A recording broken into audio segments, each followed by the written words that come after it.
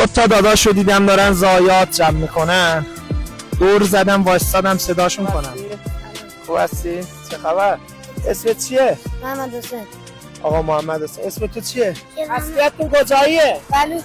خدا بهتون سلام. آقا محمد حسین کسی رو ندارید کار کنه؟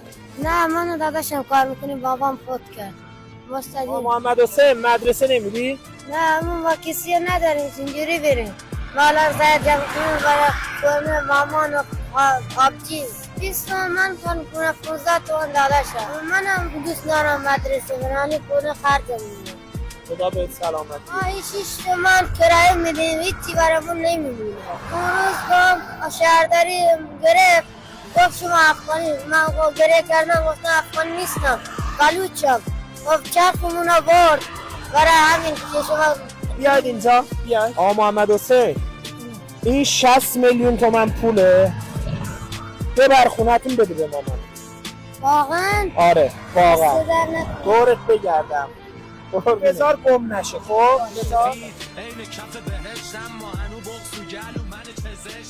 در نکنم. برو به سلامت.